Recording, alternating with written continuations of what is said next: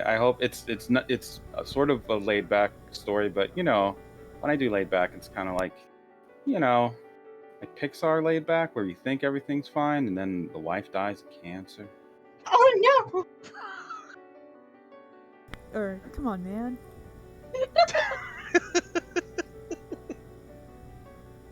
I mean, you're not wrong, but It's true. Cut it out, Pixar. Cut it out, Pixar. Yeah. Make us cry. Yeah. So I'm trying out a few new things here, and generally you're going to have like pretty much your pick. We're making new characters for this sort of, but they are like sort of predetermined in a way, so it should be easy for you to figure out. Mr. Evolve you. As I was saying to them, the thing I wanted to run today, because I had the idea last night, was briefly, a very brief, hopefully brief, look into the Kingfisher, the character from the next campaign, who is a young man, but right now is a baby. When that's why someone said, hope you want to play baby. One of you has to play the baby. Dice roll? Yeah, maybe we can dice roll it. I guess. Do you want to just determine by dice roll who's playing baby? You be the baby. It's a normal baby. You be a normal baby. No powers baby. I'm down to play whatever. Yeah, just roll it. Yeah. Marisol is the baby. Okay. Marisol's the baby. I am the baby. You're our baby. Okay, so we have a baby. We have Ba, the medical box, one of Lewis Clark's devices that were meant to help mitigate the disaster on Earth when the flooding started to hit everything and the tsunamis were kicking up. So I'll let one of you decide which one of you wants to be Ba. Ba's obviously baby talk for box. I wouldn't mind being the box. Okay, you're the box. Okay. And then that leaves you, Simone, with a few options if you'd like. You have a crab, an angry crab, or a greedy seagull. Or something else if you want to think of what else would be on an island.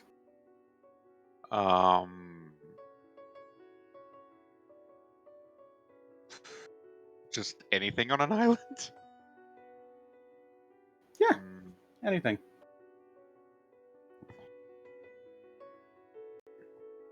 Well, I suppose be like a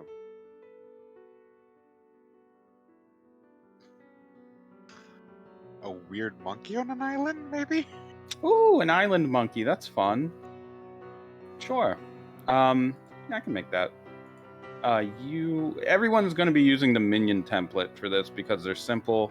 They have you have a high concept of trouble, 2 aspects, a couple skills. Your stress is already set out, and your consequences. So I have that all set up. You should be able to. In fact, I think the Prelude folder should be visible for everyone. Generally, all the characters in there. Yeah. Does your monkey have what is the name of your weird island monkey? I guess I guess I could go with what would be a good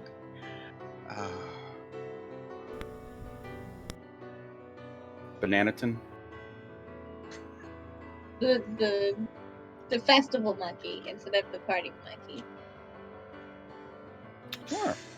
Why not? Festival monkey.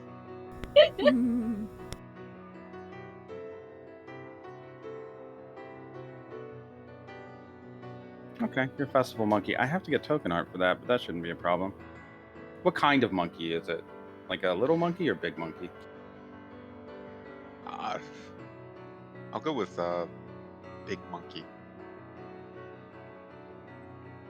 Okay. Do you want to just find a token and just I'll do it up for you, or do you want me to just pick one? Sure, I'll find one. Okay. Okay, let me start assigning sheet permissions to you guys. Skills.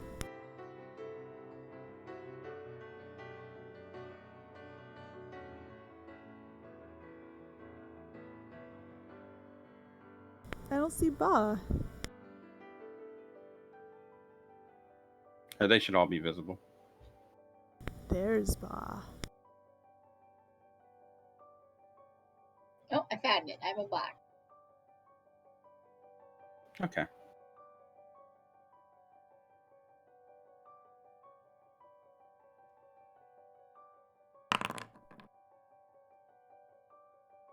Sorry. That's fine. Yes, the baby is called K because that is the only identifying thing that it has on it, just a little scrap of something that says K. I'm gonna add some baby skills. Okay. Generally, for this, you can consider it to be like, we're probably just gonna do like 2-1-1 for the most part. Because what's a baby? You know what I mean? We could do 3-2-1, I guess. 3-2-1's fine. 3 is just cry. 3 is just cry. And also, I guess 3 fate points is also fine. I don't know if I included that in the template. Yeah, it does. Okay. Oh, what's it? Mhm. What sort of skills does the box have? I would assume like care. Oh, I would say shelter, care, alert. Okay. Or shelter, care, teach. I guess teach goes with care though, pretty much. Shelter will be your skill for getting food, purifying water, creating actual shelter, and protecting baby.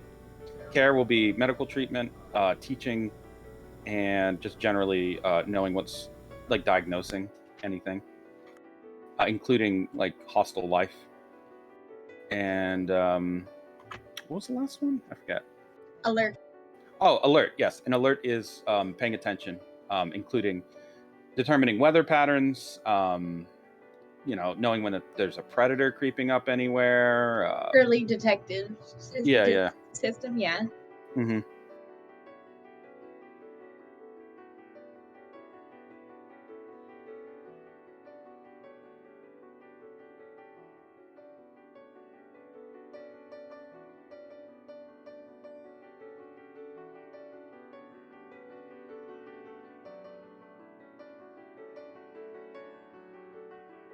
Nobody peek at needle teeth. Okay. Okay.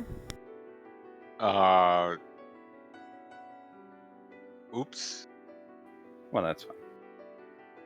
I did that earlier before you said it. That's okay. It's not like it's finished. Needle teeth is obviously your antagonist. The real antagonist.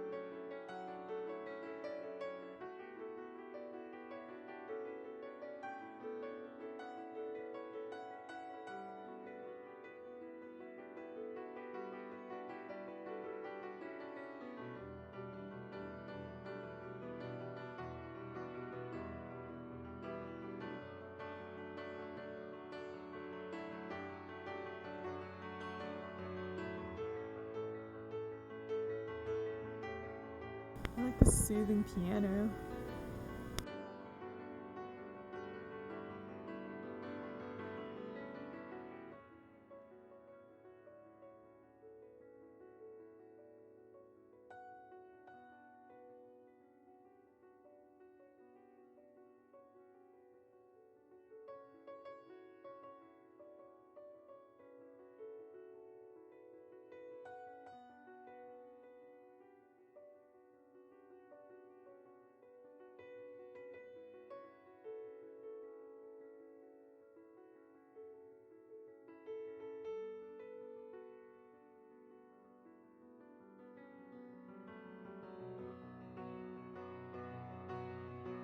Oh, I have to come up with aspects for babies.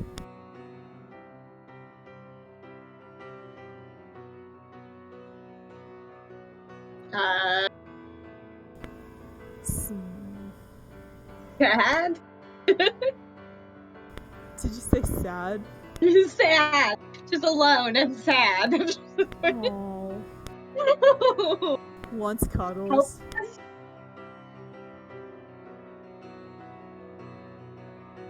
Tiny? I'm tempted to put dumb. Dumb and small.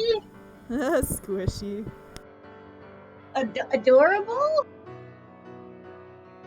Smelly. What's the term for like something helpless and adorable? There's a thing for that. Actually, yeah, maybe I will put helpless. Because it's a baby.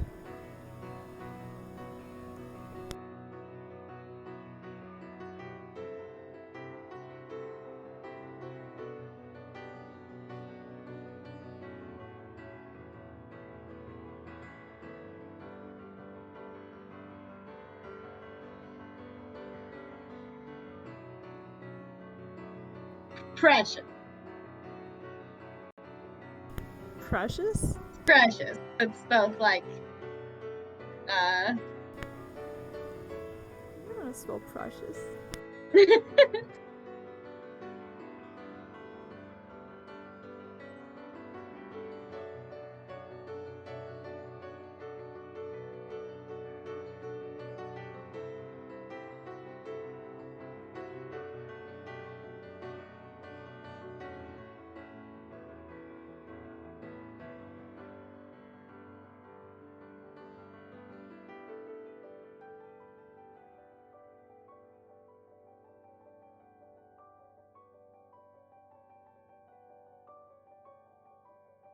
Should one of its aspects be no human contact?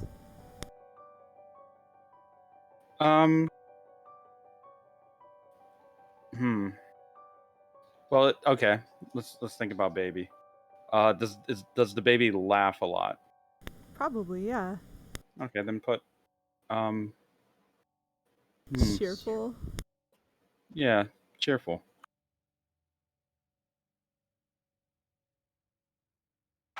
Okay, there you go. Alright, cool. Baby's ready. Okay, grab.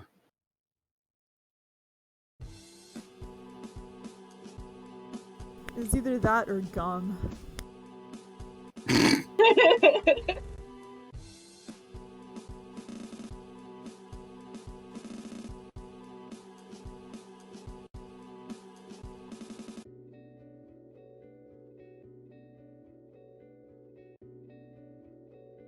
Okay, needle teeth has a very specific death condition. I'm running with that. I'm gonna try that out. Needle teeth's death condition is when it gets impaled out of water. So if you bring it down and then impale it out of water, needle teeth is no more. Okay.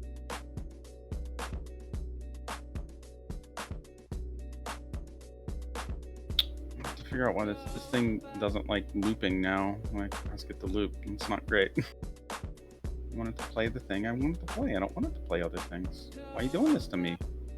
Music.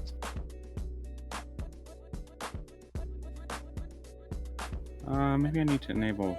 I have to change something. So I'm sorry if you guys are working on something right now. I just have to change something. There you go. Oh, what is? Succeeded. I don't know what any of that means.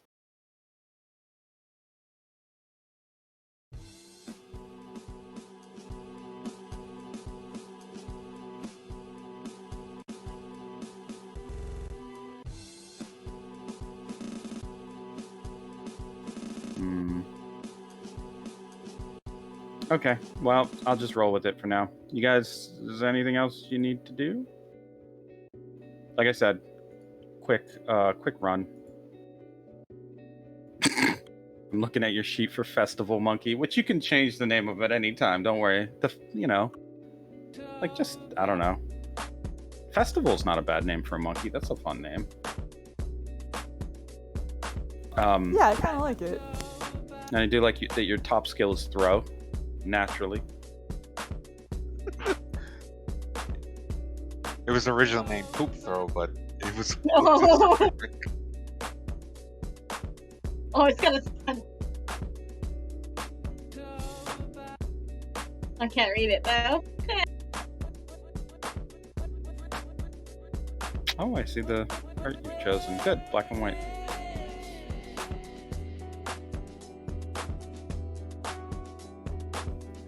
It's a monkey wearing headphones, so this is officially very JoJo, by the way. Nice. Nice.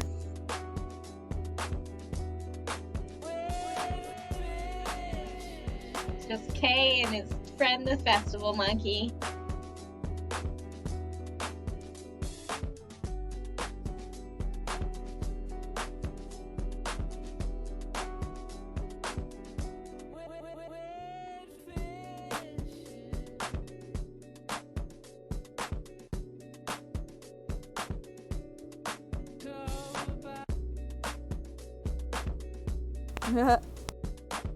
I see the token now.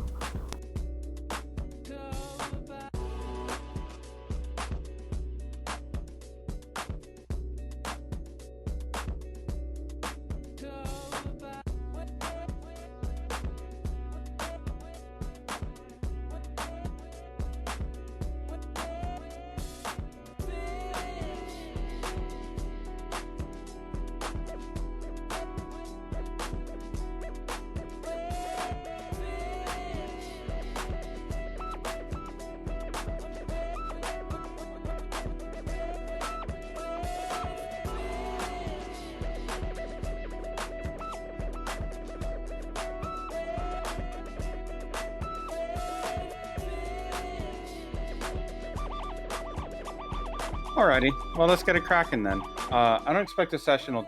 You know what I did just now? As I looked down at my wrist as if I had a watch on. I don't know what's wrong with me.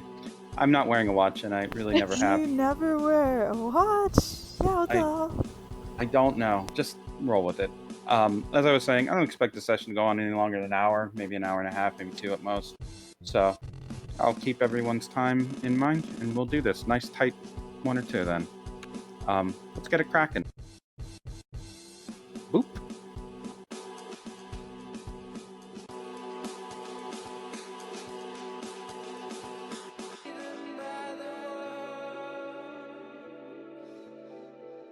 Here we are.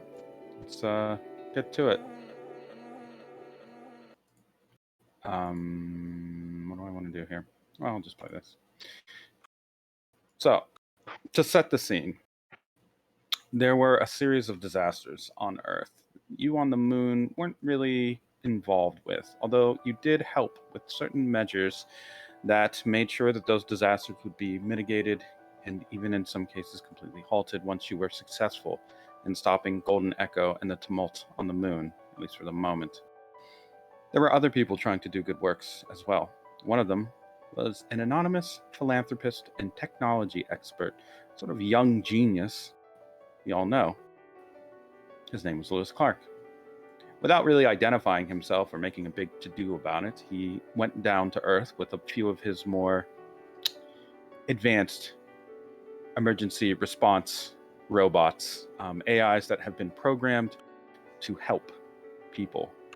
And he did what he could with no fanfare. Most people who met him and who benefited from his work and whose lives he saved have no idea who he is, and he prefers it that way because of the loss of life that he's seen and even participated in throughout his history, troubled as it might be. He wanted his one shot to try and save lives instead of taking them. And this was part of that redemption. The medical bots that he dispatched have kind of spread out over a variety of different areas that are close to the coast. Their ability to kind of hover and go with the flow, generate their own power based off of waves and solar, to purify water, to protect people, to teach people in the case of an emergency where a school might have been destroyed. One of these medical boxes could stand in. Yes? Did you say something? Oh, hello? Oh, okay, it's not. Now, the medical boxes were really only meant to, at most, be used for a month. And it's not that they're not built to last longer. It's just that, well, you know, I mean, that's usually how long it's going to take for everyone to get systems up and running, clean water, help, build systems, like electrical grids, things like that. Medical boxes can assist with that. They have generally a very, very, very expansive intelligence. They are basically, you could think of them as a Wikipedia or, a WikiHow or whatever in a box. And they can do many of those things too with their little multi-arms and all the different little systems that are kind of compacted inside of them. They're a field emergency response building inside of a box that's probably not very big at all. I would say maybe a 3x3 or less, with the ability to expand and contract, open and close, float freely, speak, translate basically every language that you can imagine, and even read language and intent from people who may be unconscious or, well, not unconscious, but in bad shape, can't talk.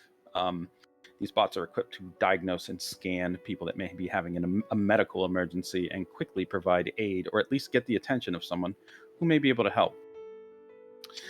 One such medical box, while on its routine kind of patrol, as it's been programmed to do,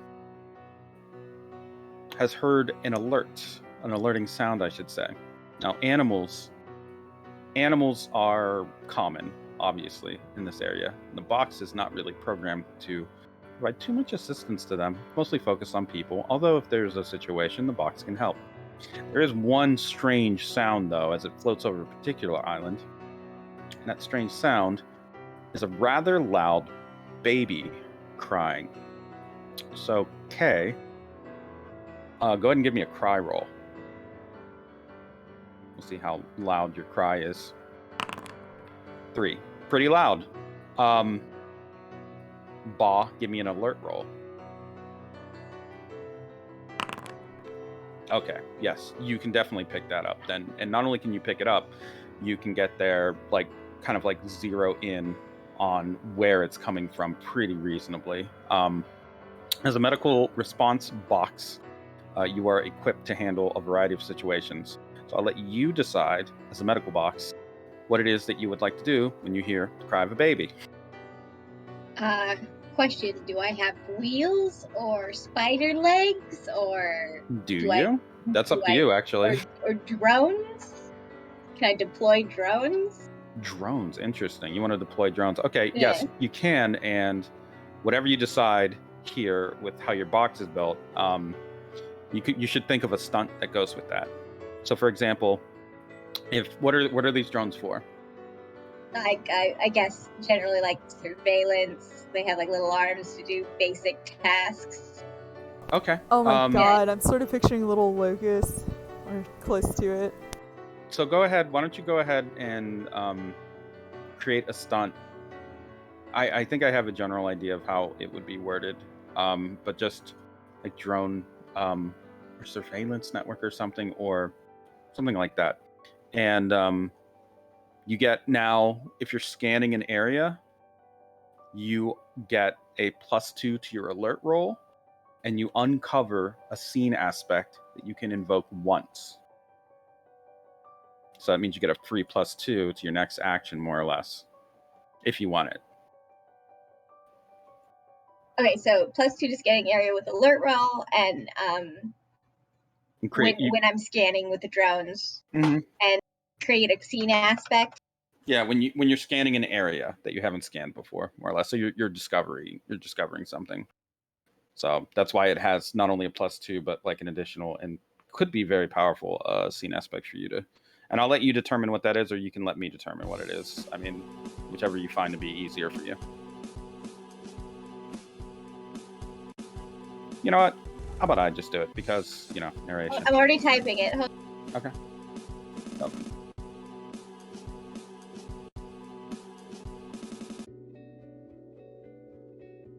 I did it. Okay. Then as you're scanning, then the scene aspect that you discover about this island is that it seems to be a little bit unstable.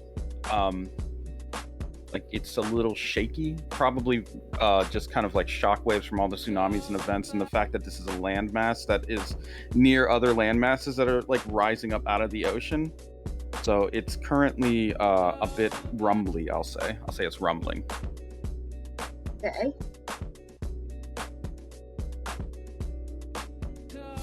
So the scene aspect is like drones and rumbling. Yeah.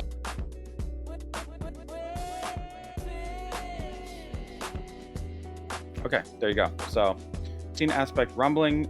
You will find that the ground is a little bit unstable, but it's still safe for you to land. Now, did you decide whether or not you have robot legs or wheels? Because that's up to you as well. I guess like spidered legs, but like I imagine it doesn't. It sort of like parks itself somewhere and sends the drones out to do those things. Like maybe even like starts becoming a building. Okay. Starts working on it. Like I don't. That's fine with me. Yeah. So, yeah, you deploy your little spider legs and scan the area. I guess looking with your drones for the baby. Baby, where would you be? Where do you want to be, baby? You can be under a tree, near a rock, currently under attack. Up to you. Baby is under a tree. Let's drag out these tokens. Okay. So, baby, you're under a tree, and that's where Ba is going to find you, under a tree. Let's make these bigger. I think we can do that. No problem. Okay, so there you go. Baby under tree. Baby, you're under tree because it's just probably a place to get a little shelter, but that's fine. Box, Ba. Upon encountering the baby, what is the medical box's first like step? Retrieving baby. Like there's no like the drones check for parental units. Okay. Give me an alert roll.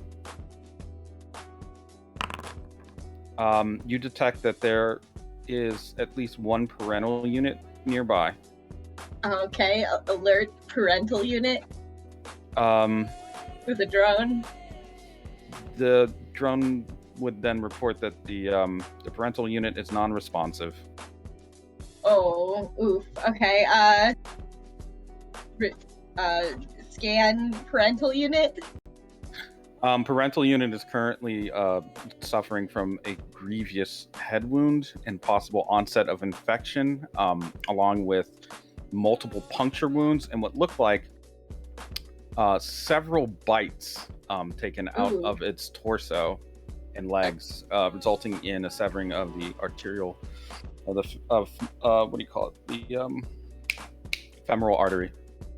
Yeah, attempt medical procedures. Okay, give me a care roll. Okay, your medical procedures, I would say with that, you may be able to stop the bleed out and treat some of the head wound, but the breathing is extremely shallow. Your initial diagnosis was kind of picking up on the fact that this is just a normal average person, and they have actually gone through sustained and prolonged physical trauma. It's possible that they aren't even really in there. You would imagine that they may have already they're just waiting for they're just waiting for it. Yeah, waiting for the end.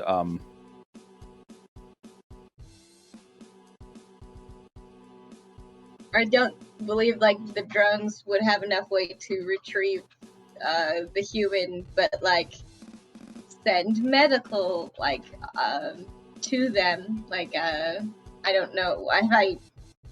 I'm assuming there's snake bites, but have I detected that there's snake bites? Oh, they are not snake bites. No. Okay. These look like a wild animal attacked this person. This is clearly like something took bites out of this person while they were alive. Oof. Okay. In fact, give me another care roll. Okay. It's difficult to determine exactly if this is the work of something that was just a regular predator or something that was intelligent, but Your assessment of, well, unless you want to fate point this. Do you want to fate point it? You may be able to get a better read. Sure. Yeah, let's do that.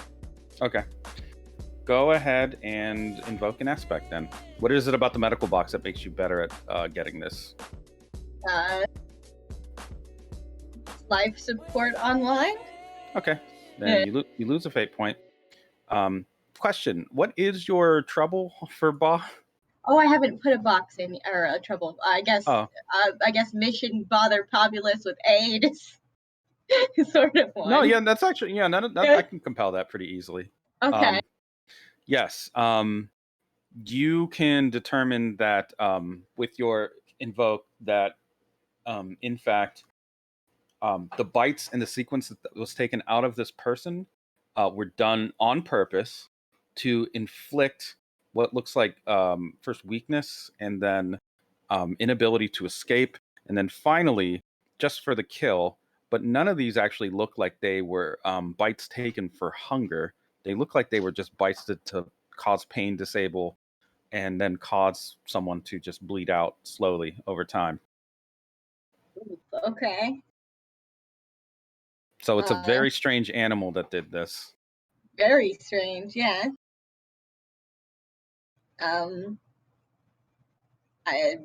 I suppose I would retrieve the child. Like I'd send medical care, but I've already like stopped the bleeding as best as I can. Mm-hmm. Perhaps send food, water, and retrieve the baby. Okay. Before you retrieve baby, give me an alert roll as well. Yeah, with a 1, I'll say you can pick this up. You know what? Actually, if you invoke the scene aspect, you'll be able to pick it up a lot more. Okay, So I'll invoke drones. Yeah. Okay, so you're free. Your aspect rumbling. I'll explain how this works. Okay. The island shakes again as you go to consider where the baby is, and you notice that there's a very shimmery quality to the air, a strange sort of how do I say this? Like a distortion almost. And using your analysis, you can determine that if you zoom in very closely on what that distortion is, they are chromatic fish scales that are floating on the breeze, like chaff, like like a chaff grenade almost. Oh, tell me what a chaff grenade is. Well, it interferes with electronic signals, including your ability to communicate with the outside of this island. If you were to check your communication systems and just try to connect to the network, you'd find that the signal is actually being kind of not blocked, but muffled greatly. It's getting lost in the noise. System at 50%. Uh-oh. But that's fine for now, I guess. Yeah, wah, also baby. Baby, give me a grab roll. Baby, you can grab something. What do you want to grab nearby? A leaf that kind of landed on him. Okay, good. You have 1 leaf. Oh. Awesome. Don't chew it. Put it in your mouth. Don't put it in your mouth. It's already making its already in the way. mouth. Oh man. Well, at least baby's getting some vegetables. Baby's stressed. Okay, you're going to be building a shelter, you said? I assume that's like the first thing that they do is the box starts to like build itself into the ground and make a general home base. Okay. I will tell you that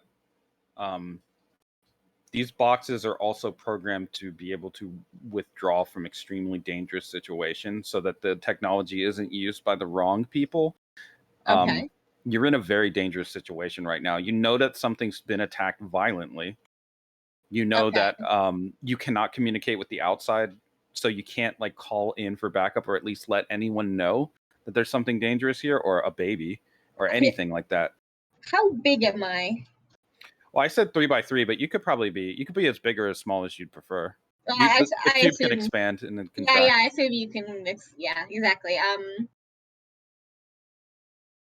Okay, so I wouldn't want to build here because I think that I can no longer communicate with the outside. Mm-hmm. So it would be retrieval and retreat. from this island would be my programming? Yes, likely so. Okay, so then I guess I would actually literally make my way to the baby and the body. Okay. Festival monkey. Yes. Give. Let me see what you're. Okay. Festival monkey. Give me a. How do I? Give me a screech roll. Because you have seen something. As the box was moving away, you saw something slithering through the forest, the tree line. Something very weird, dark, and just big. Way bigger than you would expect to see from any kind of animal on this fucking island. It was very, very frightening. And I can assume then that you might screech out of panic. Is it okay to place you in the tree above where the baby is? Yeah, that's fine. I Okay. could have imagined. Okay, baby, give me a cry. Okay, so the screech, it seems, has upset you, but not more than usual, I guess. Just normal baby upset. Yeah, of that nature. Bah, give me I just give me an alert roll. Actually, yeah, give me an alert roll real quick. 3. Let's see if you can.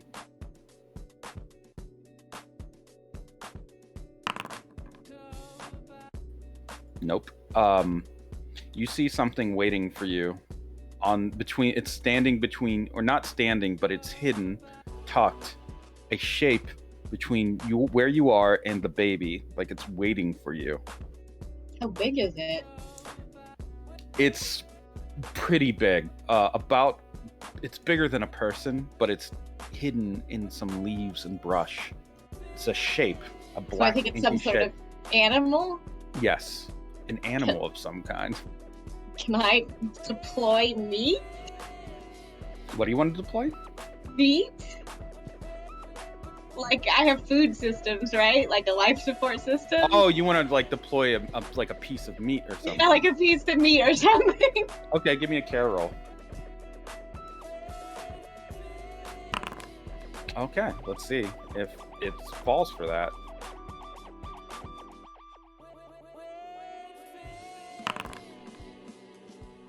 Oh yeah, no, it does. You quick like Are you looking right at it? I mean, I don't have eyes, but, I know, but your yes, visual drones, sensors. yes. Okay, then what you see looks disturbingly like if a person, just if a human were a snake or something. You just see something quickly kind of lance its head out, grab the meat, twist it in the air almost like an alligator, and pull itself back like it was a rubber band. So just whip, crack, grab meat, back into the bush, and it's gone. Deploying meat. Right? You hear wet chewing sounds, but no more movement, and it seems like that thing, whatever it was, is kind of moving on. But you can also see the way that the brush. Well, actually, let me roll for this to see if you can see it. Oh no, you can see it. You can see that the brush is moving very, very slowly into the direction of the baby. Festival monkey. You don't like predators, I assume. No, I was actually gonna say. I feel like the monkey would probably start throwing coconuts. Oh yeah, I'm gonna throw. Yeah, give me a throw roll then. Let's see that shit.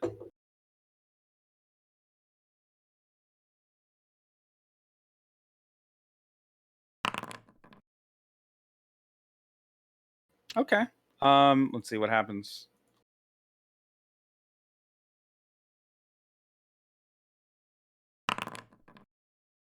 Oof. Okay, you throw the coconut. It does, in fact, cause this thing to halt, but it's slinking around it in such a way that now, as an animal, like, this is the scariest shit you've ever seen, honestly. Like, Nothing is supposed to move that way, at least not that big, and nothing on this island has ever looked like this, whatever it is. You're usually up in a tree, so you can tell what shit looks like when it's moving around on the ground. You've probably done it all your life. This is not right at all. This is one of those things animals have nightmares about. Oh yeah, I mean you could just hear the screeching and hollering. Ooh, ooh, ah, ah. You also have what looks like a small, fat, hairless monkey down at the bottom of the tree. It's very vulnerable. Oh no. The question is, you're a festival monkey. You probably lived a free and easy life just jamming out the tunes. Where did you get that? You know what? Where did you get the headphones, actually? I feel like the headphones probably washed up on shore one day. Monkey was confused and then put them on, It just and they jams were out. just yeah. It seems like it came with probably some tunes, some pre-recorded tunes. I got you. All right. Probably runs off of solar. I Sure. mean, why not? Or like one of those weird kinetic batteries when you move around enough, it just like kind of charges it up. Pretty I'm down much, with yeah. that. Um, just jamming out the tunes. Um, yeah, sure. So, yeah, you live a nice, easy life. You're like, I guess, king or queen monkey. Is it a guy or girl monkey? I never asked. Probably girl. I mean, Girl monkey. You're queen of the island. You got your jams. You got like coconuts. It's free and easy living. There's been a few shaky things going on lately and some weirdos, but right now you have to determine, is it worth risking your comfort and your status for a strange, smelly, fat, crying monkey that's just at the bottom of your tree? Is Festival Monkey an altruist, or are they self-interested? probably altruist. I mean, I just feel like probably another monkey, even if it's hair, even if they're hairless, is like just seen as like a gotta protect the tribe.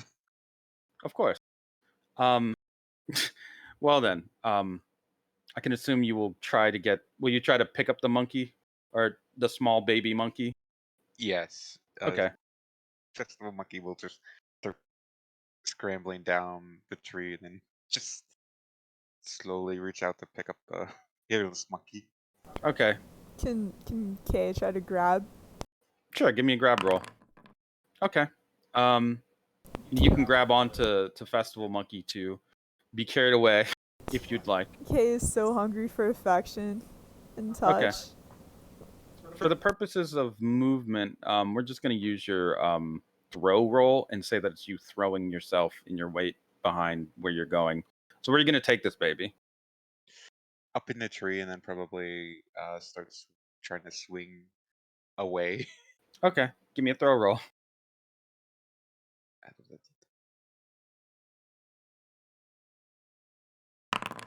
Okay. Wow, that's pretty good. Medical box, give me a care roll, we'll say. Oof. Yeah, this monkey is too fast.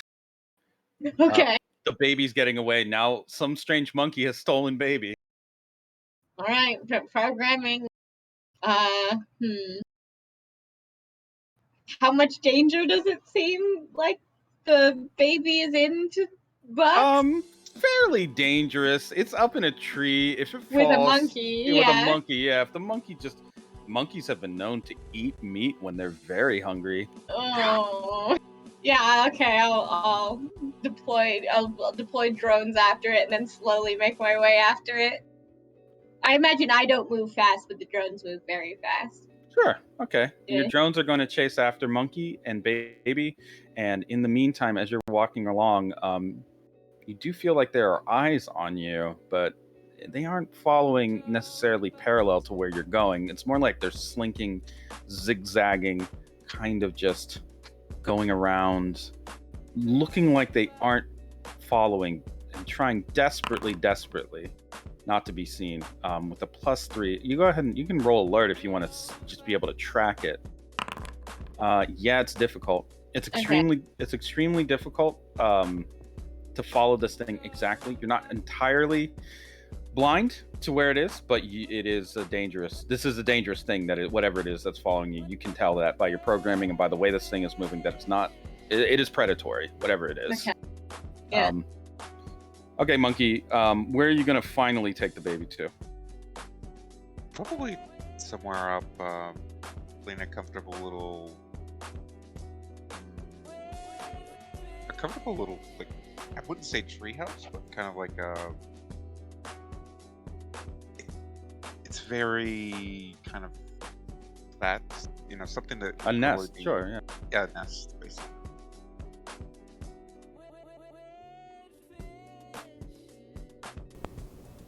Can baby start trying to grab nest material?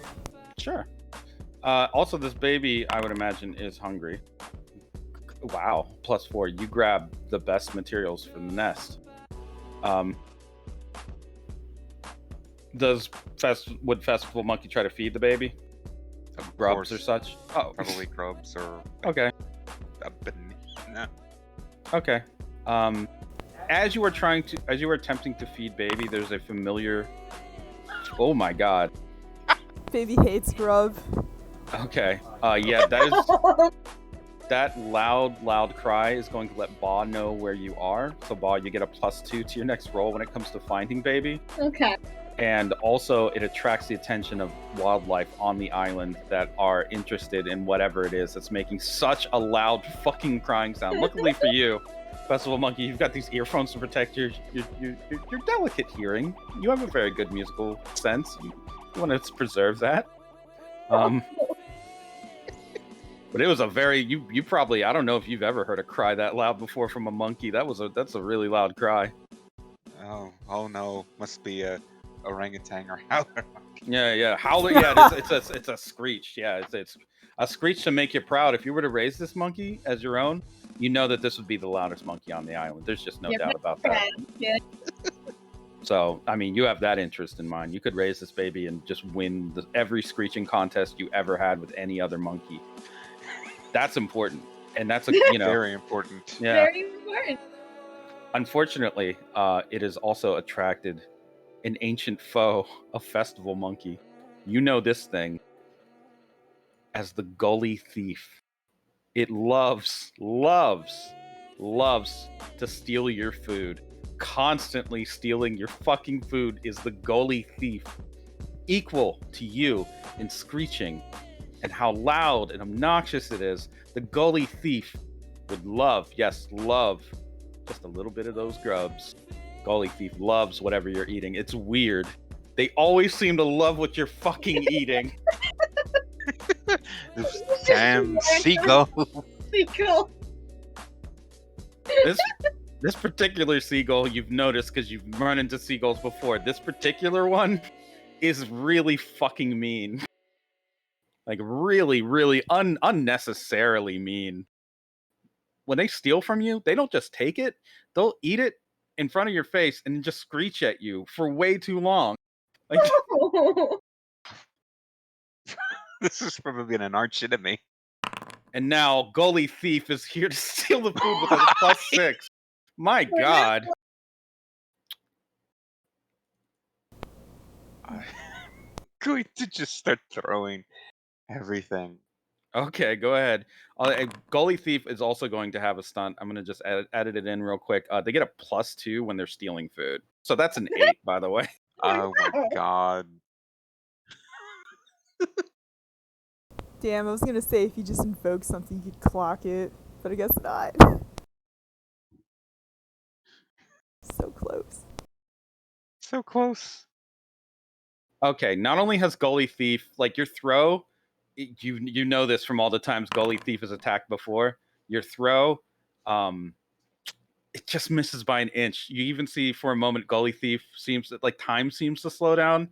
You know, it's Gully Thief staring at the projectile as it comes in, and then its eyes slowly roll towards you. And if a bird had a mouth instead of a beak, this thing would be smirking as it just very delicately barrel rolls around the projectile, almost as if in bullet time, and just comes in and steals food from not only just the baby, but any food you might have had in the nest. It just pilfers it quickly.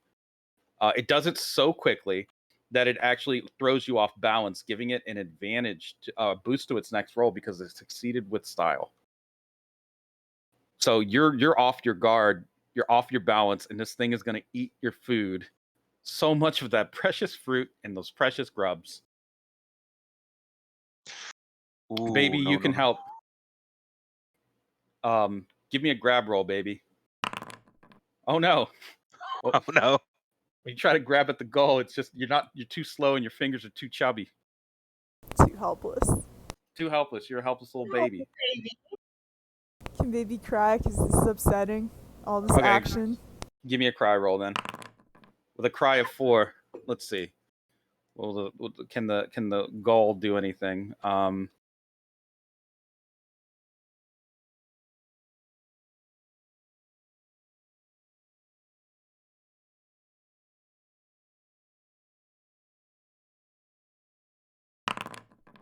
Oof. The gull seems to be slightly disturbed, flapping its wings almost like dramatically. But it doesn't seem to like be thrown off too much by your cry unless you want to invoke. You can. Yeah, I will. Okay. Go ahead, and what are you invoking? Helpless, I guess. Yes. Okay. Spend 1 fate point. The gull takes 2 soul stress from baby cry. Stealing from a helpless baby. Yes. I guess briefly about Gully Thief. As it hears the cry,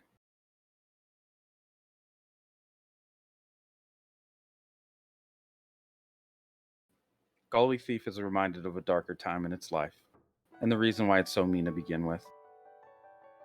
You see, Gully Thief wasn't always such an angry Gully Thief. Gully Thief used to be a nice seagull, and it was nice times just flying around with its friends.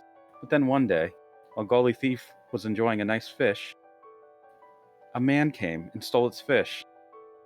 A real bastard. That bastard man stole the Gully Thief's fish, and not only that, but killed one of its friends, stealing its only companionship. Gully Thief was devastated, but it knew then, it knew that the world was cruel, and so it had to be cruel, and it had to steal as much as it could because the world was always trying to steal from it. And that's why Gully Thief is a Gully Thief. Hearing that cry, Gully Thief is shook, but not completely dissuaded from its mission. Steal from everyone. Take what they have. Survive for another day. And if they die because you're hungry, that's their problem, not yours. You're a Gully Thief and you will eat. Monkey, you see that Gully Thief is slightly shook and seems to be lost in some kind of memory. What do you want to do? Ooh, seeing this opportunity, Gully Thief probably throws herself right at them, right, right at the gully, and Sure. probably tries to drop kick it. Okay, give me a throw roll then. Oof. Oh, Oof. Gully Thief, when you try to drop kick, I mean, you do drop kick the goal, but it doesn't seem to like cause Gully Thief pain. It seems to have expected the incoming movement, and so it just kind of again twists its body, but halts when it thinks of taking more food. The cry of the baby seems to have disturbed it. And yes, it remembers quite quickly that life is cruel because you just tried to drop kick it while I was thinking of sad things. It is a very hard world out here. I'll say that you could have arrived sort of at this destination now, Box Ba. What would you hear that there's just a rustling and a ruckus coming up from this tree nest? It sounds like a bird and a monkey are having a fight. Okay. I look up at the bird, and they're both fighting over food. It seems so. The baby is crying, loudly crying, very loudly crying. Deploy meat. Okay. Give me a care roll.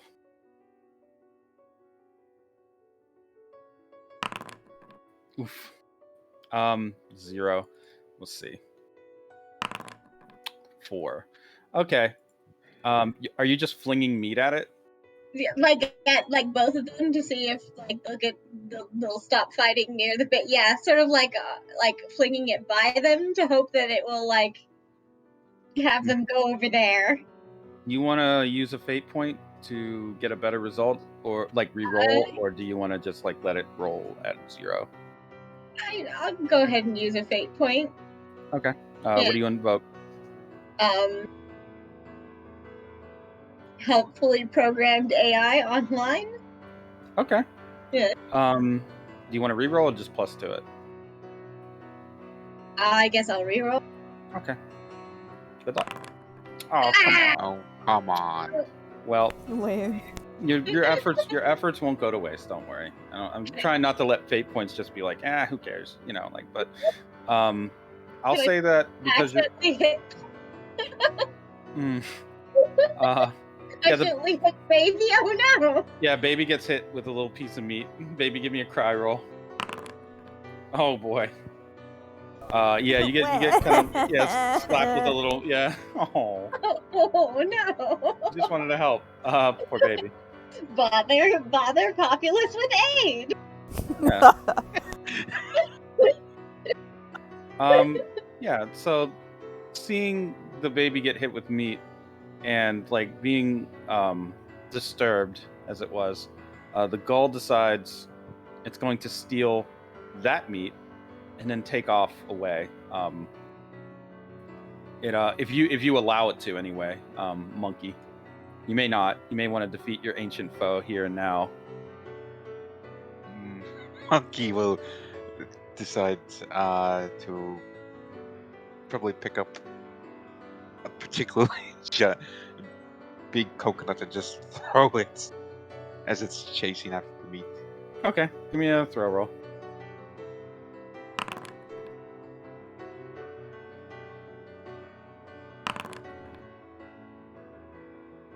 No, you succeed with style on that. So you inflict 3 stress and a consequence, and I believe your consequence is harassed, right? From your stunt? Okay.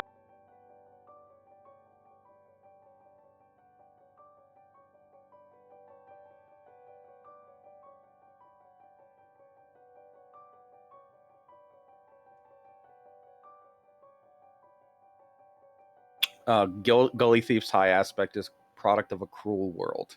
No. You really bonk this fucking seagull bad before it can even get to the meat. It looks very, very, very dizzy from the hit. You have an opportunity now. You can either finish this gull off in front of the child and get rid of it permanently, or you can let it go. Really, Festival Monkey doesn't really want to. Probably thinks about it, considers it, and then actually probably tears off half of the meat and hands it to the gull. Okay. Wow. The gull then, kind of very wounded, very dizzied from the coconut hit, will pick at the meat half that you provided and then limp away and take flight from your nest. By now, I will say, Box, you could. Well, there's, I guess, a lot you could do. I mean, you are a floating box. You can definitely reach this nest. You kind of do whatever you want. The baby's still up in the nest, and it seems like the seagull has departed. So danger is somewhat averted for now.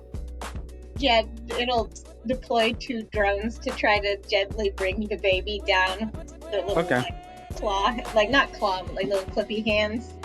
Okay. I'm assuming it has some sort of cloth on that it would lift it up, stork style. Yeah. Yeah. Go ahead and actually, yeah, you know what? Give me a shelter roll real quick. This is for determining your defenses as something grabs you. Let's see.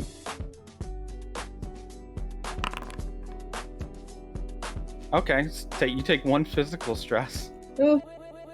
If you look down, something has grabbed you and is currently trying to just attack you with its claw. No. It's a very angry and aggressive looking crab, and it seems to be threatened by your existence. Oh no. What is he? I don't know. Monkey. There's a strange box being attacked by another familiar enemy. This thing you know as Little Claw. It is a mad, angry crab, and it just seems to want to fight all the time. Luckily, you're in the tree, so you never really have to deal with it. But currently, this thing is under threat from Little Claw. What are you going to do?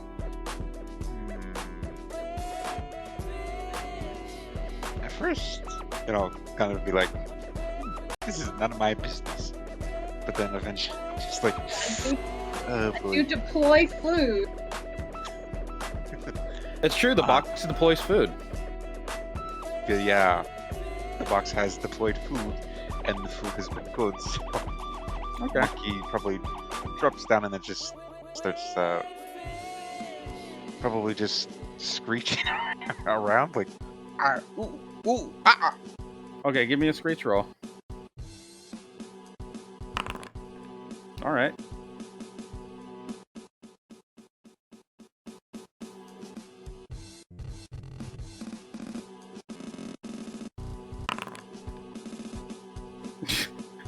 Little Claw stares at you with its beady eye, in anger. It seems to not like, it never liked you, let's be honest. Little Claw's a little asshole. It will continue to kind of like mess around and try to get beneath the medical box's armoring. Baby, is there anything you want to do in this situation? You've already seen the monkey throw something. Why not give it a try? Oh. I mean, sure. Okay. It grabbed some material from the nest earlier. That's true. Could try to throw that. Give me you know what? Give me a grab roll with a +3, because you technically, I could say that roll was that you created an advantage by grabbing material, and you went really high, so it's with a 4 basically. Let's see. Bonk. What do you throw? Probably like a light stick thing. Actually, if you invoke, you could do serious damage here. You have a 4, and if you invoke, if you invoke, you could at least cause a mild consequence. It's up to you. And what the hell do I invoke for enhancing this throw? Precious. Okay, yes. This is a precious little human being that wants to maybe play baseball one day. It doesn't know that yet. But its little heart puts it in the arm. Okay. Then, yes. I'm sorry, what was it that you threw? Probably just... What the heck would be in the nest of a monkey? Banana peels? Yeah, sticks. Banana peel, sticks, rocks, coconut. Coconut shell. Yeah. Alright, it's a coconut shell piece. Okay. Then you throw a coconut shell, and this thing is bonked hard.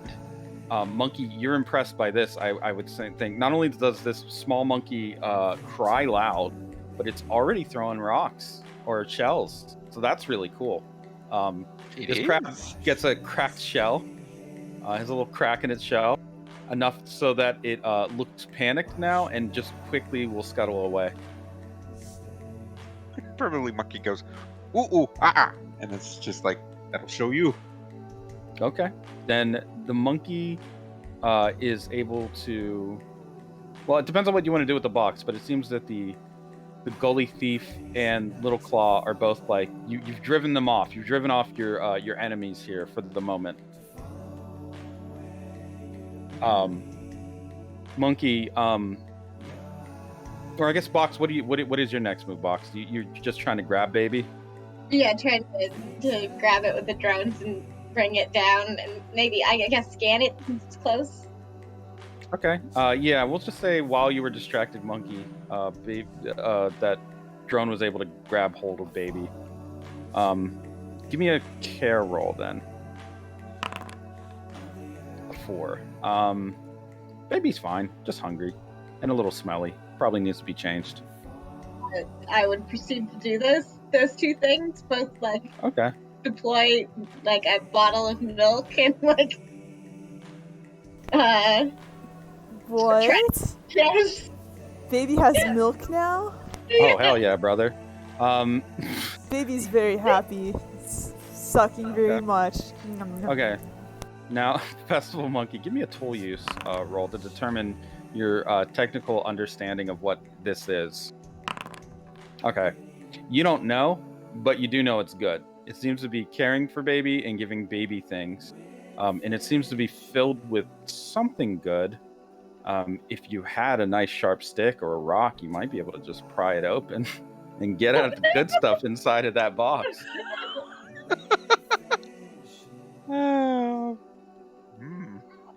I mean, it's weird. You imagine maybe, could there possibly be a tiny monkey inside of the box that's doing things? You know, like it's that's the only thing that makes sense. Obviously, there has to be a tiny monkey in there with a bunch of stuff that you want. Of course. I mean, what else would it be? What else could it possibly be? Yeah. It is a treasure chest full of mysteries. You're going to get a compel here. You can either turn it down and spend a fate point, or accept it and get a fate point back. But it is awful tempting to just try and crack this thing open. That is your compel. Cracking open this box and getting at the goods inside. I gotta accept the compel. Okay, give me another tool use roll. Okay, Box, give me a shelter roll against a 2. You get a fate point back. Okay. So, how do you defend yourself while you're feeding and caring for baby? Can I put the baby like inside me and like close down? Sure, you could. Yeah. Okay. Then that's what you see, Monkey. Once you try to pry open this box, you just see it swallow the baby and shut down. Oh no. Oh god. Oh no.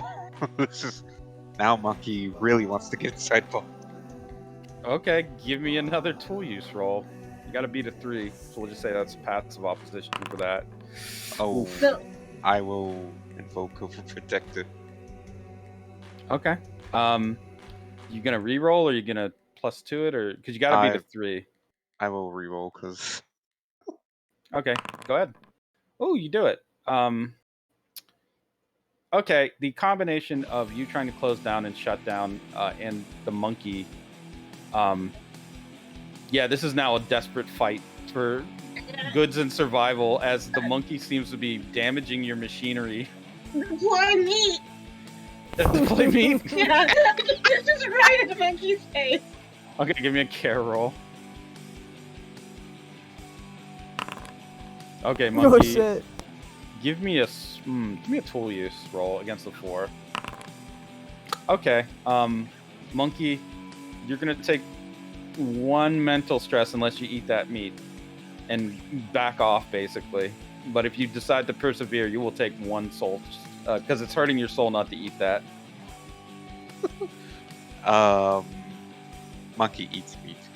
Okay, then monkey will eat meat, and everything right now seems to be fine. I will say, baby, give me a cry roll again. +4. Okay. The cry is loud, and it's letting things on the island know where you are and what's going on. Ba, you are currently, you're not injured. You don't have any consequences yet, but you can tell that monkey tried to pry you open. It did damage a few things. Stuff you could repair on your own, probably. Can I find a place to up the tree. I want to retreat a little bit and then try to repair myself. Okay, that's fine. You totally can.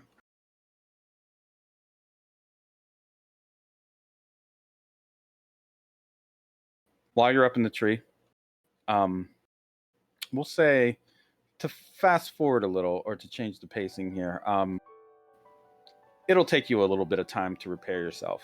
Monkey, you can observe this box as it repairs itself, and once the sun sets, you can feel that there is the island is dangerous.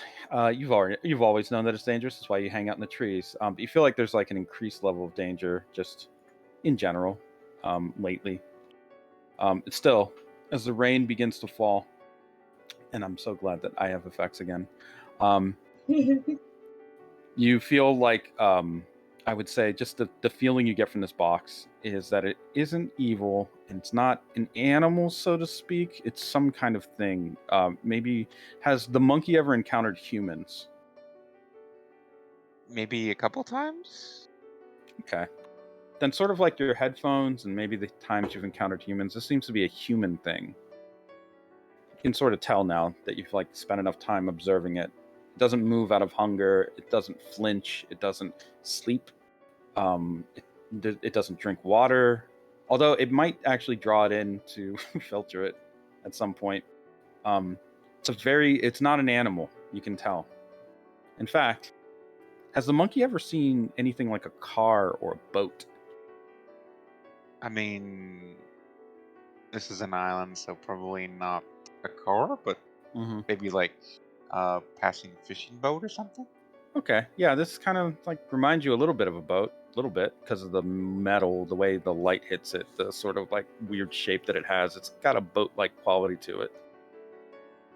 Very interesting, but it's also very, very weird.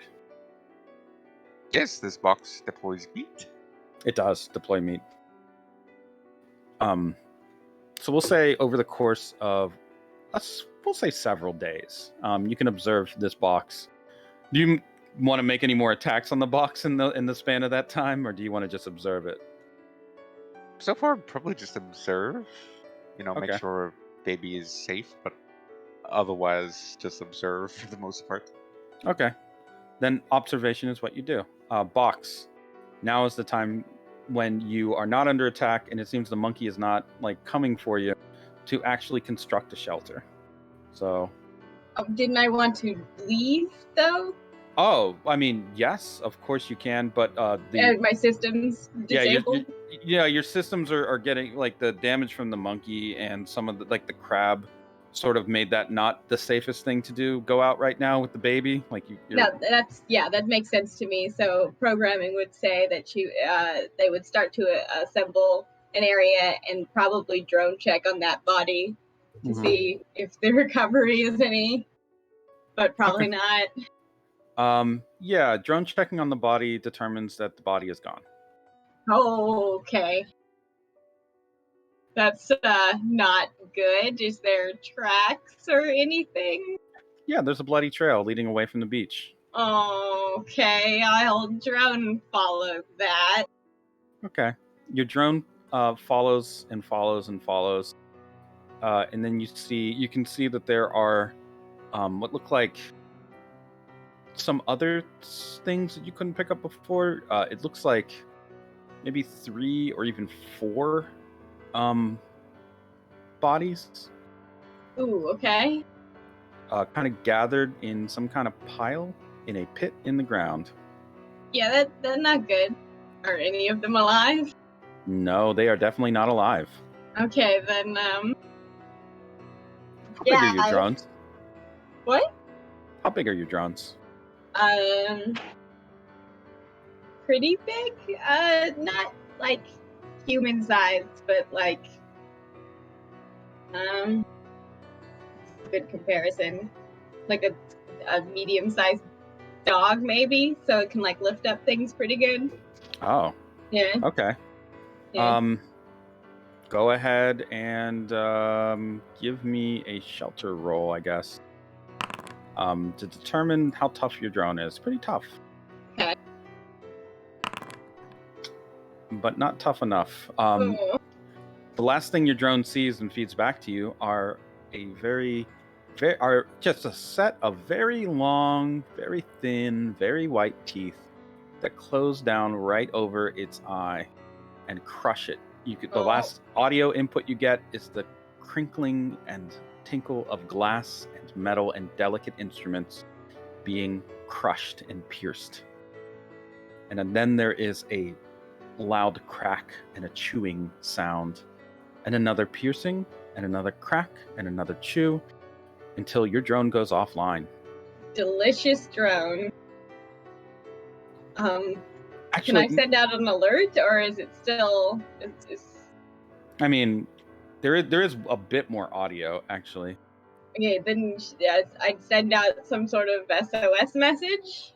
Okay. Yeah. The last bit of audio that you received from this, other than the chewing and the crinkling, was something like a whisper or a muttering that just says, "Wet bag of meat." And that's okay. that's so you can hear words, and they are human language. All right. Well, I'm not a wet bag of meat. No, and the monkey is kind of a bag of meat, but there's really only one bag of meat. One bag of meat, yeah. It's a very soft, squishy baby. No, it's my bag of meat. This is my bag of meat.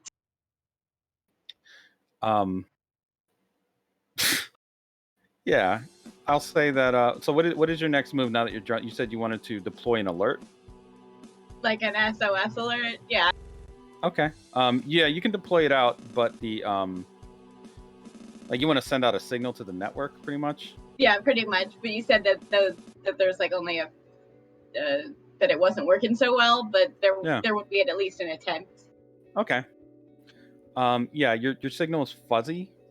But it doesn't seem like there's any. You can hear occasionally there's like a little chitter or like a bounce signal that sounds like a muffled version of one of your fellow medical boxes trying to pick up your location or query you as to your location. They can't get your coordinates. That's all you can really pick up through the cloud and haze of interference. Okay. Yeah, that there is an attempt. Is there any indication that like this thing knows where I am, other than like following the drones? Where are you currently? Like in like near the monkey's nest. I was up in the trees near the monkey's nest. Okay. Yes, there's an indication. Yeah. The indication is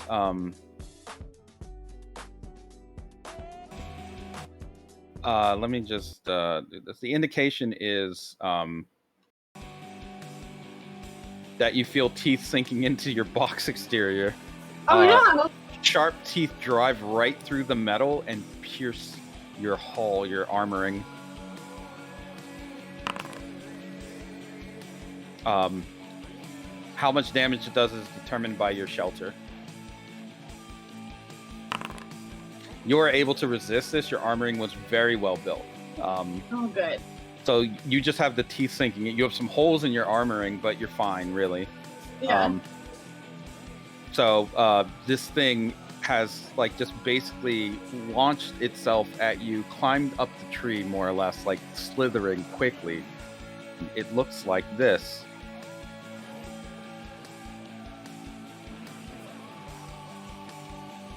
It just looks like a fish. Yeah, it's a weird snaky fish. You can sort of see now that it has humanoid arms that have emerged from the sides of its body, and it's using them to just climb. And it has like extremely long fingers.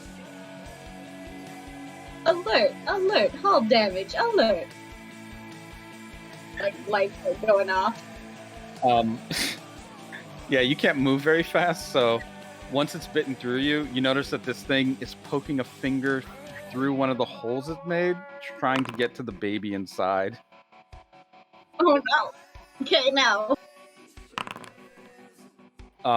Go ahead and give me a. Oh, you just rolled curious. Yeah, okay. Then you're very curious because there's like light coming in now, and then there's a very sharp, long finger emerging through that hole into the box's interior. Does not want to grab. Okay, you grab. Go ahead and you take 5 physical stress from the finger basically clawing you. It gives you a very deep cut. Just go ahead and mark off. Yeah, you just mark off the 2 box and then take a medium consequence. Lacerated.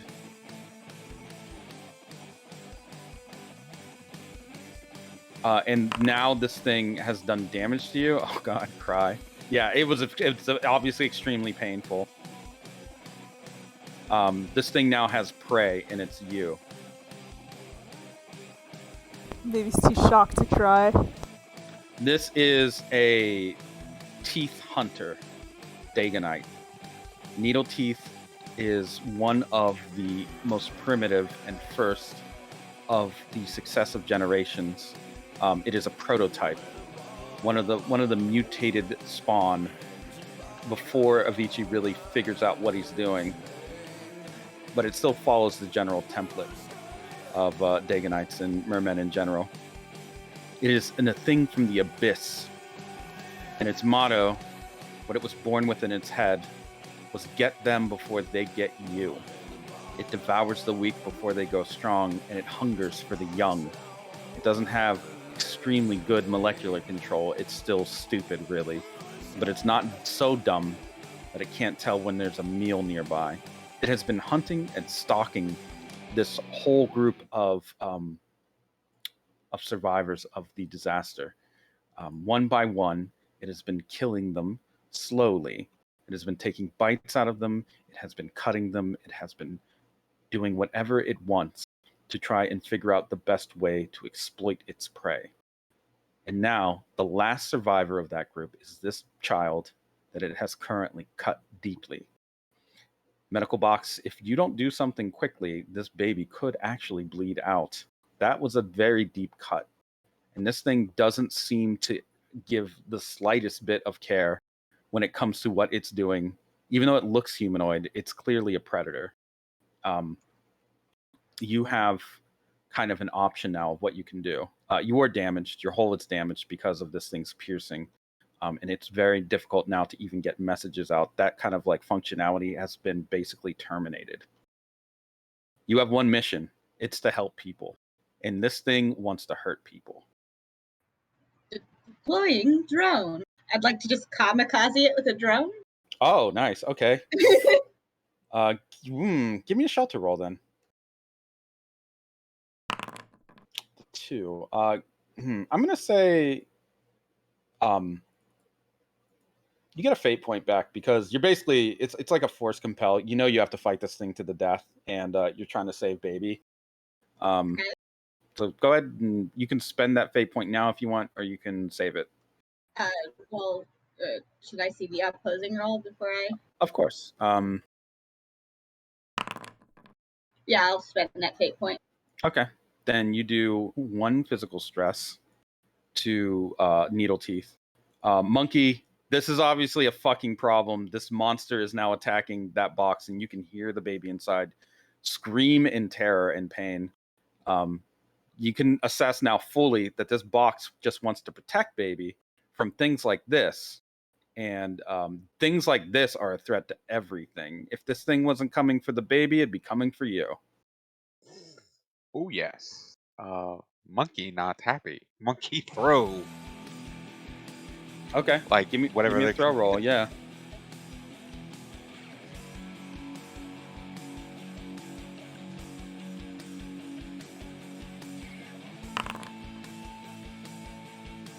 With a 3. Let's see what it does. The fucking thing just like stares at you as you throw and just quickly, artfully kind of like moves its body, not unlike Gully Thief. This is an extremely dangerous situation. Like, not only is your throw maybe not going to be good enough, but like this baby is very, very badly hurt. And this box looks like it's seen better days. I mean, you've seen it. Now it's full of holes. There's a big cut in it. Monkey, if you could do one thing right now, If you could do one thing that would stop this, what would you do? Something beyond normal throwing, something beyond tools, something beyond what a monkey can do.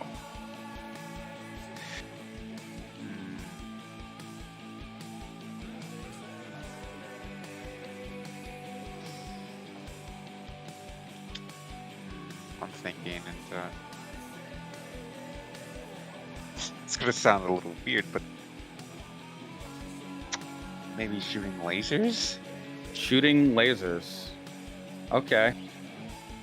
Well, something appears beside you. What does it look like, do you think? What would a monkey imagine as something to protect it?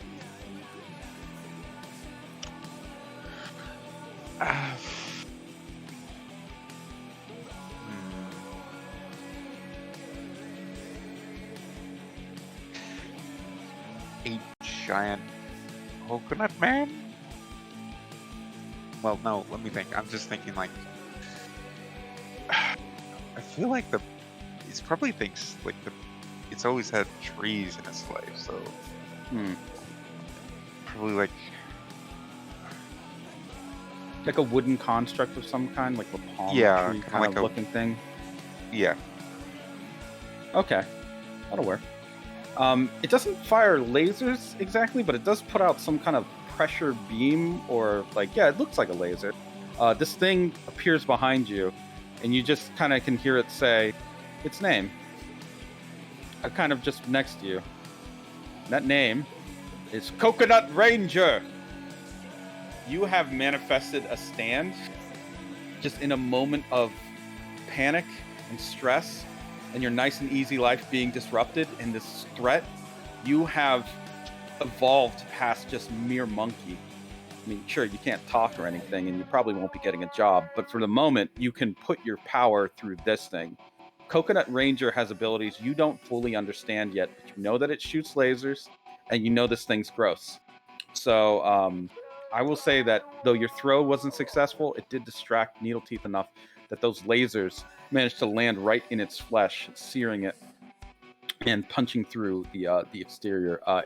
To this, the thing just turns and just whips its head towards you, monkey, and says, "My name is Needle Teeth, and you are a threat. For Avicii, Dagon, you die." It seems to now be challenging you to the death match, leaving the baby behind to take you on. And it's going to approach you now. It doesn't have legs, but if it did, it would just be menacingly striding. Oh boy. You have a stand now, however. And I'm going to say at least one of your parameters is a +4. So, until we figure that out or codify that, we don't really need to right now. But go ahead and give me a, if you want to do any attacks with the stand, just do a 40F +4 for now. Okay. It's going to try to just like basically fling itself at you like a needle-mouthed missile.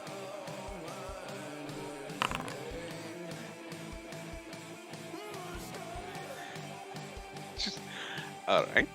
And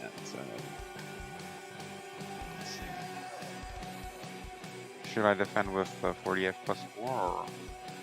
Sure. Yeah, definitely.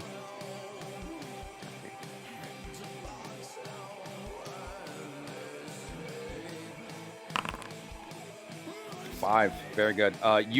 So what is it? What do you think your stand like does really though, or what kind of imagine do you get? Yeah, just is it pressurized like water and moisture that you draw from the air, for example?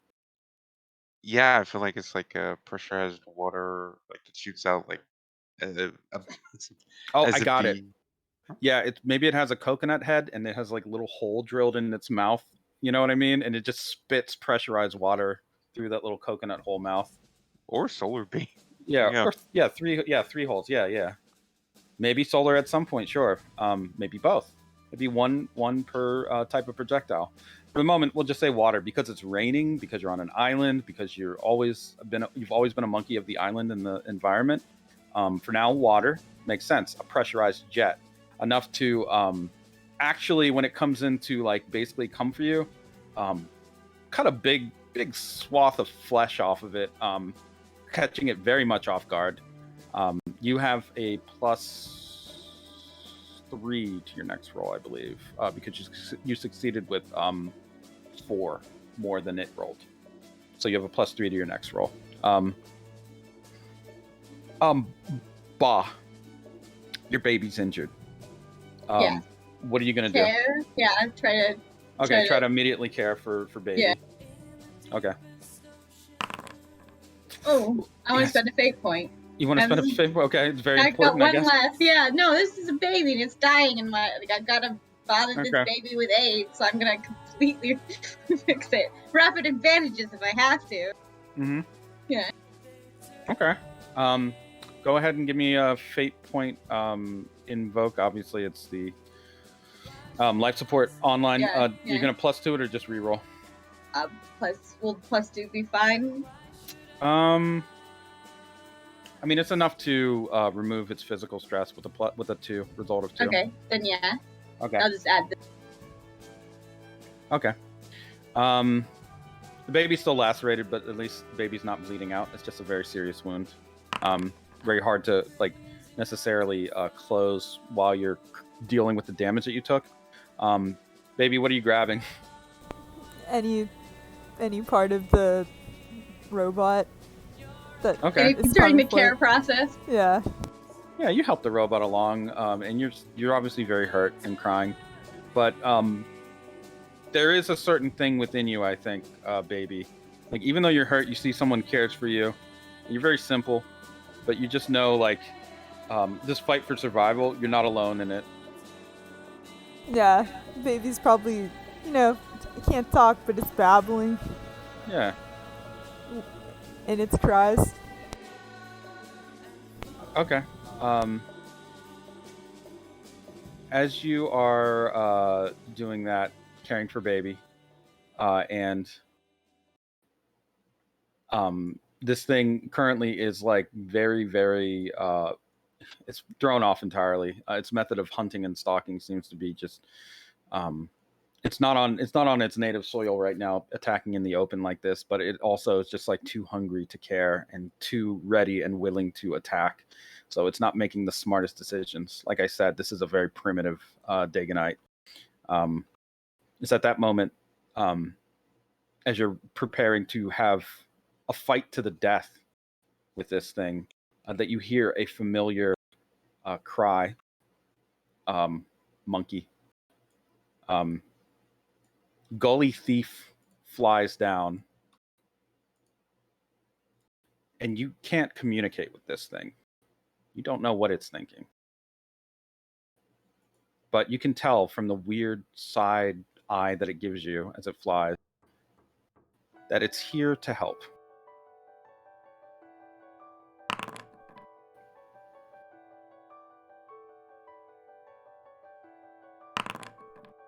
Oof. Damn. This thing's getting fucked up.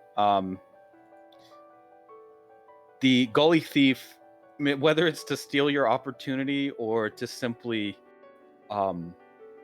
repay the favor in a way, Gully Thief actually steals the advantage that you made for yourself, that +3, and uses it for itself to have a +6 in this moment. And not only that, it invokes its high concept,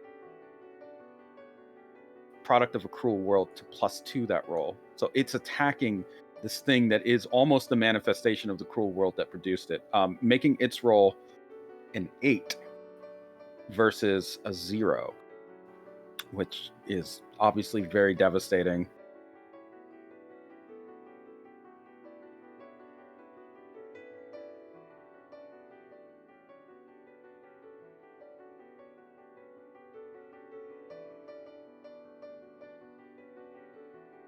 So you just watch as the Gully Thief basically dives headfirst into the wound that you made in this thing and just begin to tear out whatever it can find in terms of flesh and organs. It is really attacking this thing really viciously. It is a delicious fish This thing is a seagull, so it is very much interested in eating this thing. Although there is one problem.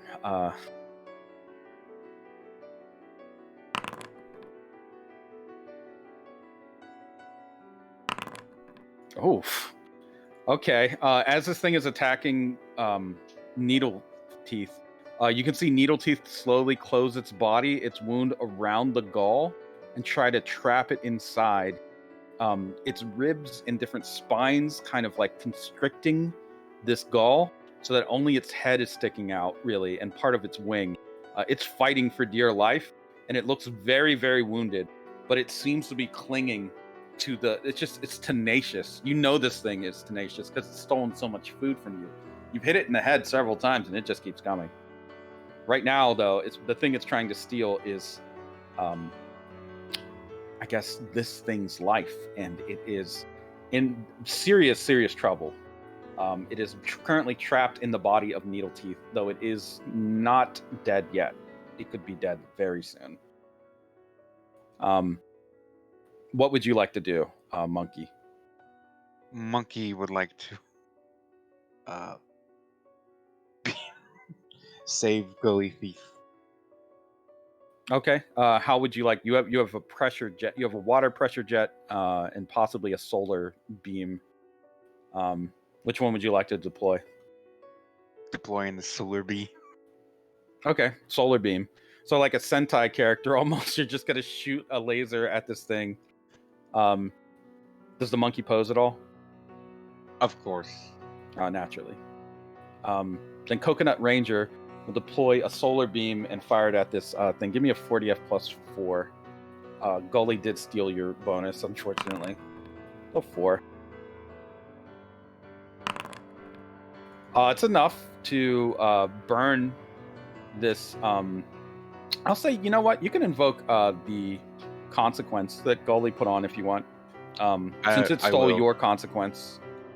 Okay.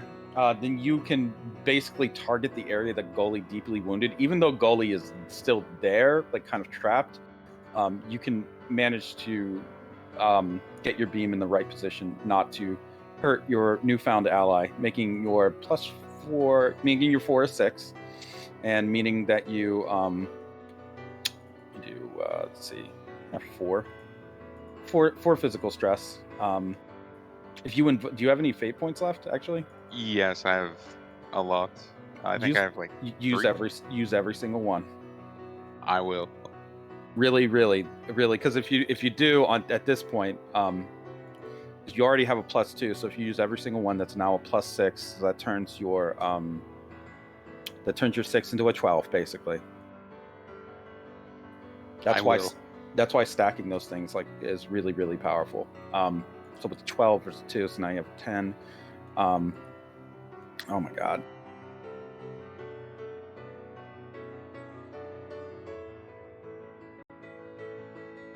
Okay. This thing is officially very fucked up. You have, I'm going to say it's completely perforated by your lasers. And Gully is like still trapped inside of it, but is still alive. The seagull seems to know that its time is done. But the look that it gives you is one of almost acceptance. And very weirdly, you even see it like nod its head to you with a grim sort of determination in its Gully eyes. Ba, is there anything you're caring for, baby? You see that this is like a death match for the ages over here. Deploying aid and then attempt to like fill the needle teeth guy full of needles, like sedative. Oh, sure. Go ahead and give me a care roll, I guess. Oof. Oh, okay. Jesus. This thing is... You don't have any fate points left, do you? No, I used them all. Okay.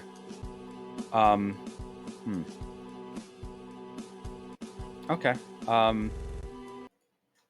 then there is one last thing. This thing is hit with the needles, and it begins to stagger, fall off of the tree, and just lands on the ground, struggling to move. Yes, it is complete. It's filled with laser holes and needles, and it has a screeching seagull put right through its body.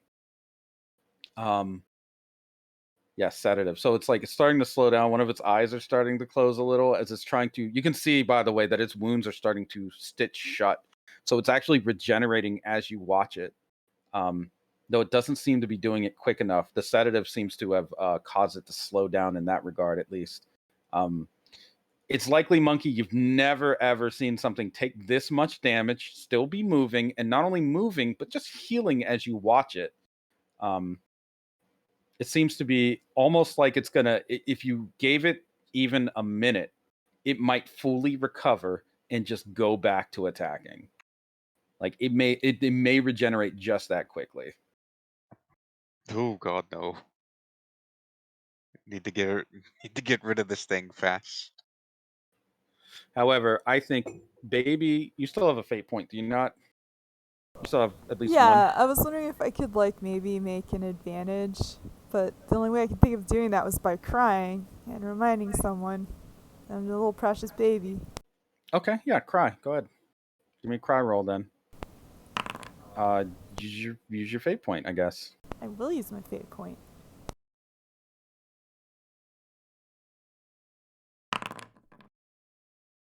Well, against the 3. So you can. I think you should probably try re-rolling. Okay, I'll just reroll. Holy shit! Okay. Yes, the entire island goes silent, and Needleteeth like whips around to look exactly at the box and the baby and the wounds on the box itself, and think about how easy it would be, how simple it would be to just go and get that prey right now. And it's so fixated because it is a hunter, so fixated that it doesn't notice that there is a crab that is very angry with a cracked shell, kind of making its way over, and then just tearing flesh right out of its fucking perforated body. With a +2, and then I'm just going to have it fate point itself that it is an angry crab at a 6. Let's see how this thing does. Oh, it doesn't do well.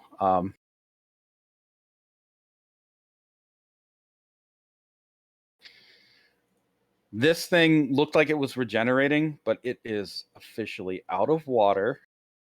It is impaled with a seagull through it, and now it has a crab tearing flesh right out of its body. So all of you can see that in its moment of glory, just as it was imagining what it would be like to just put the baby right in its mouth and just slowly close its mouth down on the baby. A look of shock appears across its face and panic as it realizes what's happening. It's being torn to pieces by this crab.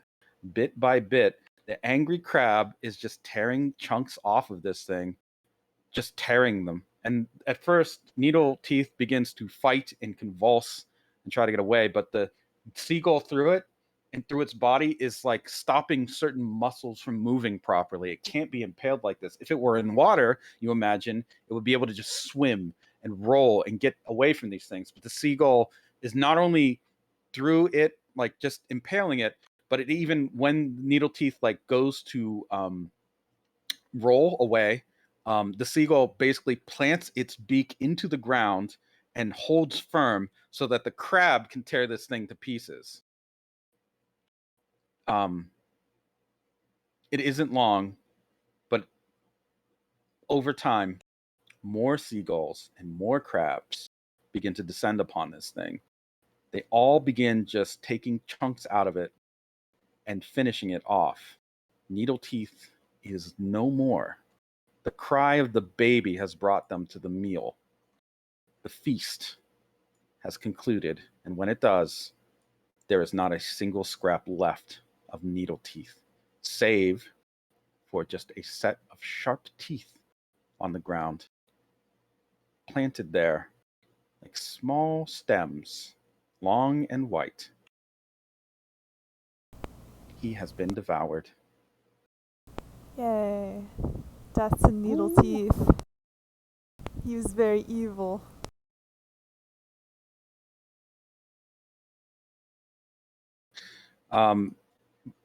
Ba, you are very fucked up. Yes. And baby, you are also not doing great. You'll survive, but you have a scar. You'll have a scar that'll last you for the rest of your life, honestly. Monkey, you have a stand. You don't know what that means. You don't even know what a stand is, but with that power, you feel like you could probably protect this island and make sure nothing bad happens to this strange box of food and this weird little naked monkey. Loud naked monkey. And all of you get to live to see another day, especially now that you know Needle Teeth won't be back. Somewhere off the coast of Guam, a baby has survived an attack by a very savage predator. And for now, they'll be maybe living to see another day. Over time, Ba can try to repair itself, and Ba can teach, and Ba can protect, and Ba can give medical care and all sorts of attention that a baby needs until surely somebody will come. And if anything ever threatens the island again, like that strange Needle Teeth, then at least you know that Festival Monkey is here to save the day. As for the gull, Gully Thief doesn't survive the encounter. By the time everything was finished, it kind of died in the fray and the ruckus of Needle Teeth being torn to pieces. So it wasn't eaten, no, but there is just a bloody gull left when all is said and done. It seems like, weirdly, something you probably never noticed or seen before. The animals didn't eat the corpse or attack it. It's almost like they had a sort of reverence for this heroic gull.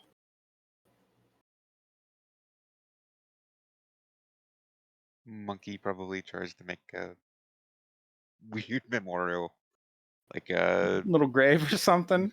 Yes. Okay, you make a little grave for Gully Thief. You had a very strange relationship with this seagull. It was always your enemy, and it never seemed to really care much for how you felt or the idea of mercy and compassion. But in this moment, it's like you have an odd respect for that gull. He gave his life. Yay. As for Little Claw, it will still attack you at any given opportunity. Of course. Yeah, it doesn't understand anything about friendship. It's just angry. And for now, I will say that is the end of the session. That was cute. Yeah. Yay, that was like children's story. Yeah. JoJo. Indeed.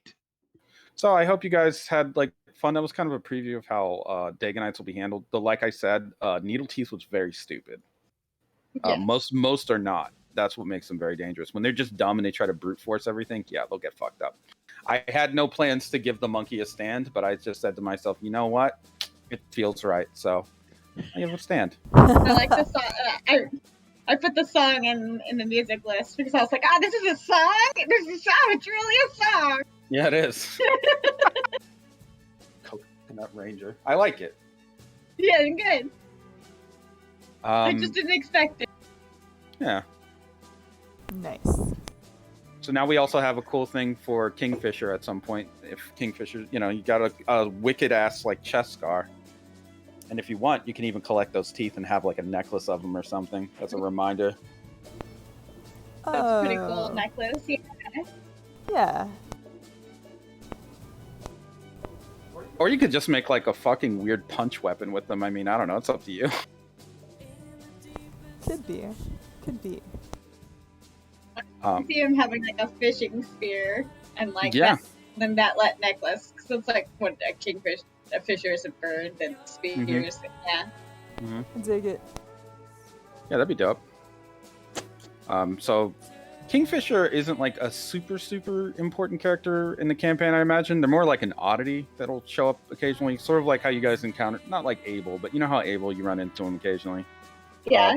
That's how Kingfisher is. It's just a weird human who lives on an island off of Guam, who is like a, fucking ocean Tarzan, more or less. Yeah, he's ocean Tarzan. And I guess he's Asian. I don't know. I just was like, what kind of baby do I want? Oh, a little Asian baby. That's cute. Cute. Giant chubby cheeks. There isn't really, I haven't really set a lot into stone about Kingfisher either. K for short.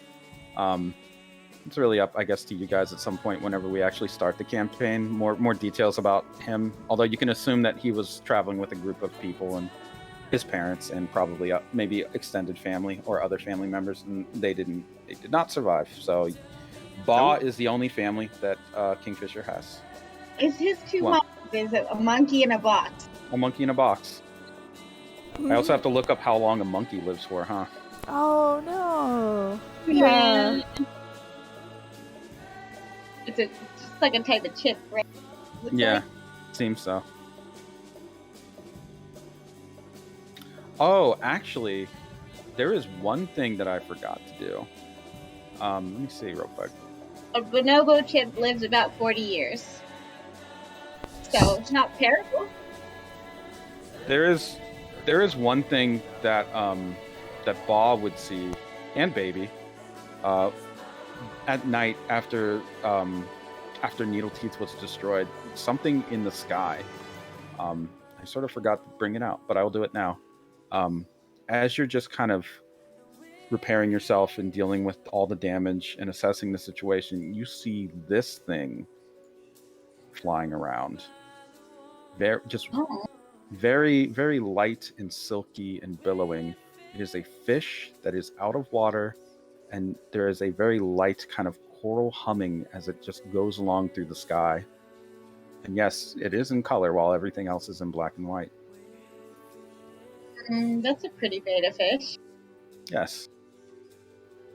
It's very odd, though. It's kind of very large. It's a very large fish, too. It's a. Okay. It's about the size of, we'll say, an albatross, more or less. Interesting. Something, yes, that catches little Kingfisher's attention. Okay. It's hypnotizing.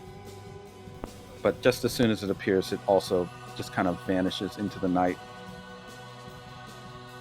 Baby accepts this. It's just a baby, so. Yeah. It's almost for out of play for out of character information, and because you're all players, this thing moves, floats, and acts a lot like a mystery fish. I was just thinking, yeah. Yeah, that was just fish. The hell But it is not a mystery fish you've encountered. Jonesy? Yeah. the cosmic mystery fish. A new one. Oh no, I reloaded. Oh, there we go. That's a new one. And as you are kind of watching this thing go away, you also can see that somewhere in the distance, very strange jellyfish are just floating up from the ocean into the sky. Jeff will be so happy. Yeah, just going up. Like one or two of them just floating, very gently drifting up and up and up. No, don't go. There's a very hungry man up there. Oh, they'll be fine. Oh no, they'll not be fine. He can just go space diving for his own now. He can. What a delicacy. Run! Run, jellyfish, run! Not their fault they were born so delicious. Alright, cool.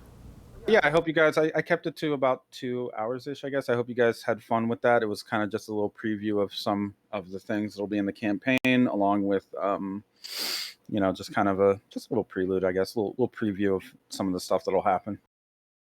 Yeah, it was fun. Also, general themes will be kind of on point with that of a cruel world and doing what you need to do to survive and devouring others and all that, protecting the weak. That's really what you'll be dealing with a lot of as cops. A lot. And we are like weird fish people, so yeah, we've got to fight our own instincts, I would suppose. Yep. There was obviously, it didn't come up, but like if any of you had tried to lay a trap for Needleteeth, for example, you could have compelled him by his hunger, very easily compelled him by his hunger to fall into a trap. Interesting. Yep. But it didn't come up, so. I kind of did. I threw meat at him once. That's true. Yeah. He was like, okay. Cool, I'll do this. Yeah. Oh, yeah. Definitely. Really fun. I'm glad you had fun. Glad you made a cool monkey stand user. Now we finally have one. Also. Party Bus is like the moon version. And then we got Festival Monkey back on Earth. Yeah, it's Fire Festival. Fire Festival Monkey, oh no. Takes the fuck out and one's got a stand. Ja Rule, no. It's on an island and everything. Yeah.